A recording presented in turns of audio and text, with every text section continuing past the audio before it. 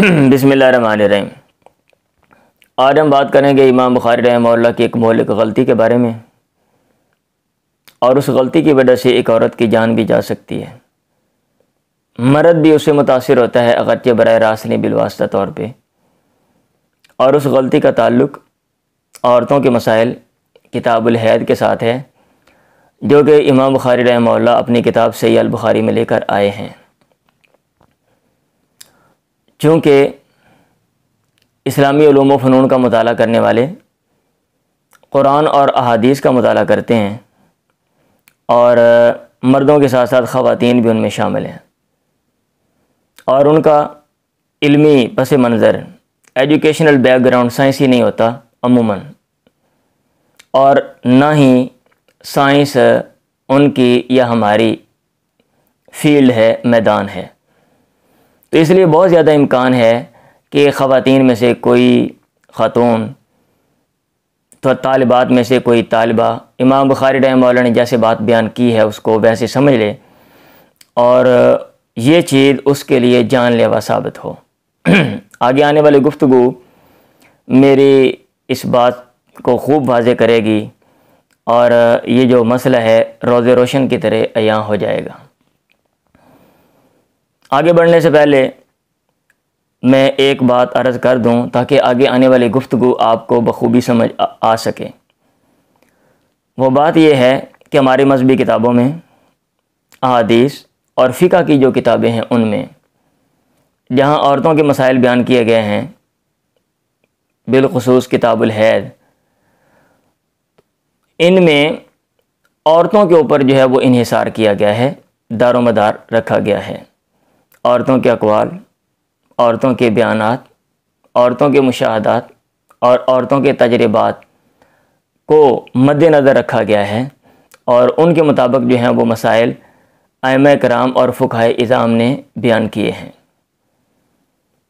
ये बात ठीक है, और ये होना भी ऐसा ही चाहिए कि जिनके मसले हैं वो अपने मसलों को ज़्यादा बेहतर अंदाज में एक्सप्लेन कर सकते हैं। लेकिन ये कोई ज़रूरी नहीं है कि जिसका मसला हो या जिसको पेश आए और उसकी जो रीज़न, जो सबब, हकीकी इल्लत, हकीकी वजह जो हकीकी हो वो भी उसको समझ आए, या दूसरे लफ्ज़ों में कि जो मसाइल पेश हैं उनके जो असबाब हैं उनका इल्म भी जो है वो उनको हो। मतलब ये है कि गलती का इम्कान भी है कि जिनको जो मसले पेश आ रहे हैं या जो लोग जिन मसलों को फेस कर रहे हैं वो उनकी अंडरस्टैंडिंग में गलती भी कर सकते हैं, और उनके हकीकी असबाब को मिस भी कर सकते हैं। ये बात एक हकीकत है, ये बात एक मुसल्लम तस्लीम शुदा हकीकत है। जब आप मेरी ये बात मद्देनज़र रखेंगे तो आगे आने वाली जो गुफ्तगू है वो आपको समझ आएगी। अब वो बात क्या है जो इमाम बुखारी रहमहुल्लाह ने गलती की है, सुन लें। इमाम बुखारी रहमहुल्लाह एक बाब कायम करते हैं, और वो कहते हैं बाबुन इज़ा हादत फ़ी शहरिन सलासा हिया दिन व मा युसद्दक़ुन निसाउ फ़िल हैज़ वल हम्ल फ़ीमा युमकिनु मिनल हैज़। एक औरत को हैज़ आए एक माह में, जब हैज़ आए सलासा हिया दिन 3 हैज़, और औरतों की तस्दीक हैज़ और हमल में की जाएगी फ़ीमा युमकिनु मिनल हैज़, हैज़ की जो भी मुमकिन सूरतें हों उनमें। आसान लफ्ज़ों में बाब कायम करने का मकसद ये है कि एक औरत जो है उसको मेंस्ट्रुएशन जो पीरियड है या जो रेगुलर ब्लड आता है, जो कि एक कुदरती अमल है, एक नेचुरल प्रोसेस है, और अगर वो ना हो तो औरत के बहुत से जो हेल्थ के इश्यूज़ हैं, सेहत के जो इश्यूज़ हैं, और बच्चों के पैदाइश के जो इशू हैं, जो मसाइल हैं, वो जो है वो औरत फेस कर सकती है और पैदा हो सकते हैं। ये बाब कायम किया है कि औरत जो है वो एक माह में क्या ऐसा हो सकता है कि जो रेगुलर ब्लड है वो उसको 3 दफ़ा आ जाए, 3 हैज़ आ जाएँ। इसके मुकाबले में, हैज़ के मुकाबले में लफ्ज़ इस्तिहादा बोला जाता है, यानी इर्रेगुलर जो ब्लड है।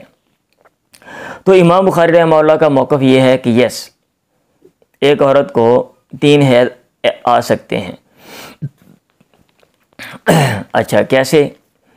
तो वो इस्तिदलाल करते हैं उसमें हज़रत अली रज़ी अल्लाह अन्हु और हज़रत शुरैह, हज़रत अली साहबी और हज़रत जी शुरैह ये ताबी हैं। इनका ये कौल पेश करते हैं कि इन जात बिबय्यिनतिन मिन बतानति अहलिहा मिम्मन युरवा दीनुहु अन्नहा हाज़ा सलासन फ़ी शहरिन सुद्दिक़त। अगर एक औरत कोई दलील लेकर आ जाए और दलील जो है वो अपना घर वालों में से कोई हमराज लेकर आए, मिम्मन युरवा दीनुहु, जिसके दीन को पसंद किया जाता है, यानी वो दीनदार हो, वो कोई झूठ बोलने वाला शख्स ना हो, और औरत ये कि उसको 3 हैद आए हैं तो उसकी बात की तस्दीक की जाएगी। अब चूँकि मादी में ये उस वक़्त की बात है जब इस तरह की बातों को सोशली डिस्कस करना, माशरे में इनके ऊपर गुफ्तगू करना हराम था, ममनुआ था, और ऐसा नहीं था कि वहाँ पे कोई सर्वे जो है वो किया जा सके। तो 2-4 औरतों ने या चंद औरतों ने जो बातें बयान की या जो वो समझा, उन्होंने समझा, उसके मुताबिक जो है वो असहाब रसूल, ताबीन या अइम्मा इज़ाम ने उसी के मुताबिक फतवे दे दिए और ये बाब कायम कर दिया। अब ये मोहलिक बात कैसे है? ये देखने में सिंपल सी बात है कि अगर 3 दफ़ा औरत को आता है तो ये जी हैज़ का मतलब है रेगुलर ब्लड, तो इसके मुकाबले में इर्रेगुलर है। रेगुलर का मतलब ये है कि ये कुदरती अमल है, ठीक है, आप इसको जो है वो जैसे आम बाकी मसाइल हैं ज़िंदगी के, मतलब है ज़िंदगी का हिस्सा हैं, आप इसको यही समझें। इसका यही मतलब है ना कि जब आप ये कहें कि एक औरत 1 माह में 3 हैज़ जो है उसको आ सकते हैं, वो देख सकती है। अब आजकल की जो रिसर्च है मॉडर्न, बहुत से लोग हैं, डॉक्टर हज़रात हैं, साइंसदान हैं, मर्द भी हैं, ख़वातीन भी हैं, जबकि मादी में ऐसा नहीं था। तो उन्होंने जो रिसर्च की है वो क्या कहती है वो मैं आपके सामने रखता हूँ, ताकि जो है वो कोई तालिबा जो स्टडी करने वाली है वो ये ना समझे अगर इस तरह का कोई मसला फेस करे कि भाई ये बात ऐसे ही है और कल को उसको मोहलिक नताइज का सामना करना पड़े। सबसे पहले हम ये देखते हैं अगर 2 दफ़ा, 3 दफ़ा तो बाद की बात है, 2 दफ़ा देखते हैं। अगर 2 दफ़ा 1 माह में ब्लड आता है जो रेगुलर उसको आ रहा है, रेगुलर ब्लड आ रहा है, मेंस्ट्रुएशन पीरियड उसको हो रहे हैं, तो क्या ये जो है वो कुदरती तौर पे ऐसा हो रहा है कि जैसा कि अमूमन जो है वो औरतों को 1 दफ़ा होता है, अमूमन जो ख़वातीन हैं उनको 1 माह में 1 दफ़ा जो है वो रेगुलर ब्लड आता है, हैज़ आता है या मेंस्ट्रुएशन उनको उसका सामना करना पड़ता है, तो क्या ये जो 2 दफ़ा का है ये भी कुदरती तौर पे है या कि इसके कुछ मुहर्रिकात हैं और ये बीमारी भी हो सकती है? तो माहिरीन क्या लिखते हैं, कहते हैं कि अगर 2 दफ़ा ब्लड आ रहा है, कुदरती तौर पे 1 दफ़ा है, कुदरती तौर पे 1 दफ़ा है, और अगर 2 दफ़ा आ रहा है तो इसके कई मुहर्रिकात हो सकते हैं, इसके पीछे कई बीमारियां हो सकती हैं। मसलन एक बीमारी का नाम लिखा हुआ है फाइब्रॉइड्स, कि फाइब्रॉइड्स औरत को बीमारी हो जाए तो उसकी वजह से एक औरत को 1 माह में 2 दफ़ा जो है वो पीरियड्स हो सकते हैं। और ये क्या होता है, ये ट्यूमर होता है जो कि यूट्रस में हो जाता है। यूट्रस जो बच्चादानी है उसमें ट्यूमर होता है। ट्यूमर का मतलब है एबनॉर्मल ग्रोथ ऑफ सेल, जो सेल हैं बाद उनकी एबनॉर्मल जो गैर फितरती ग्रोथ है वो नशोनुमा होती है। अब इसकी वजह से जो है औरत को जो कुदरती जो उसका जो सर्कल है उससे हट के जो नेचुरल फ़्लो है, कुदरती जो फ़्लो है उससे हट के 2 दफ़ा का सामना भी करना पड़ सकता है। और ये जो ट्यूमर है और इसकी बाद शक्लें जो हैं सुन लें वो कैंसर भी साबित हो सकती हैं।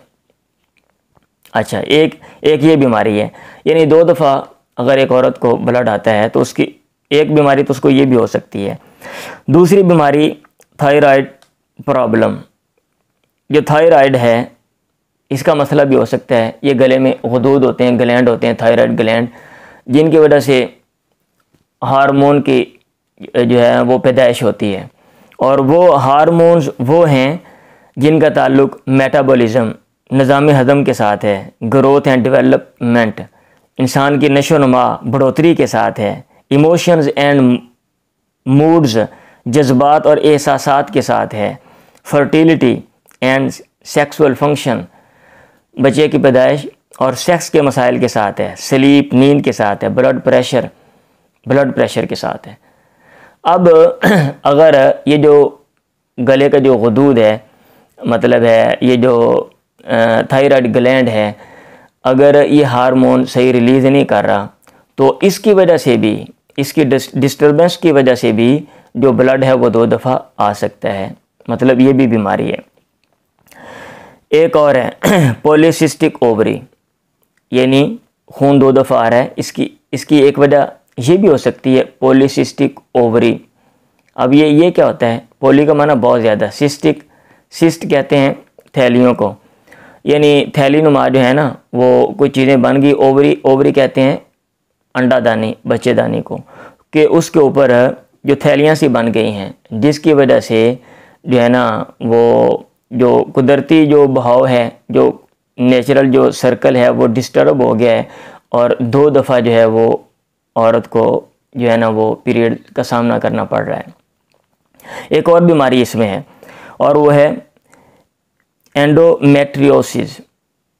और ये क्या है? ये है कि यूट्रस के अंदर जो ब्लड की जो लाइनिंग होती है वो यूट्रस से बाहर बनना शुरू हो जाती है, तो ये भी एक बीमारी है।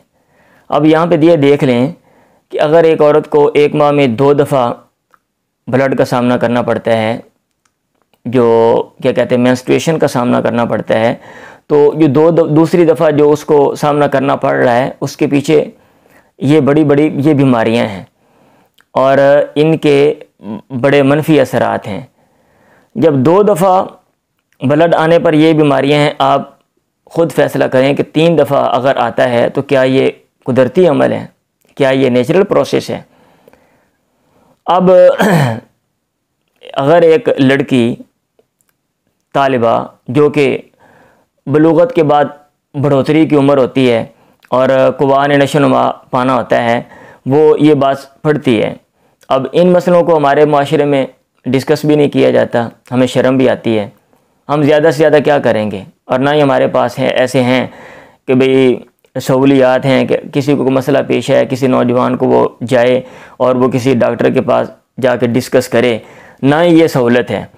अब एक लड़की मदरसे की वो पढ़ती है और वो ये समझ जाती है कि भाई इमाम बुखारी रहमतुल्लाह ने तो ये बाब कायम किया है कि 3 दफ़ा भी पीरियड हो सकते हैं, और उसको एक माह में 3 दफ़ा जो है ना ये जो मतलब मसला है ये बन रहा है।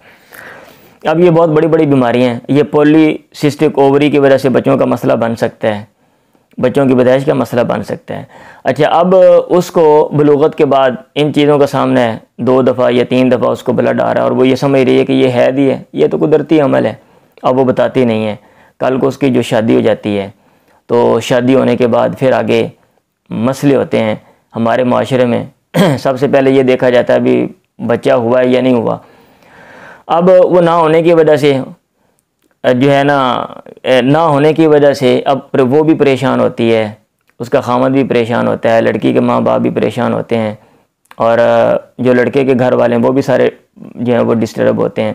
अब वो भागते हैं, छोटे मोटे इलाज करवाते हैं, लेकिन मसाइल वो पेचीदा हो चुके हैं, वो हल नहीं हो रहे।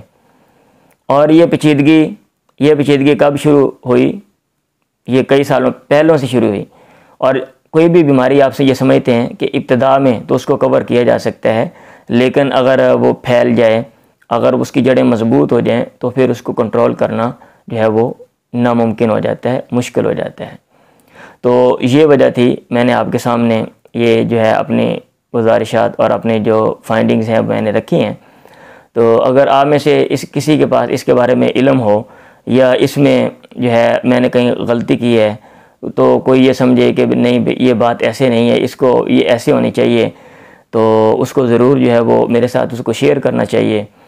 तो मैंने ये चीज़ पढ़ी थी, मैंने कहा चले मैं दूसरों के साथ भी इसको शेयर कर दूं ताकि फ़ायदा हो। दुआओं में याद रखें। अल्लाह हाफिज़।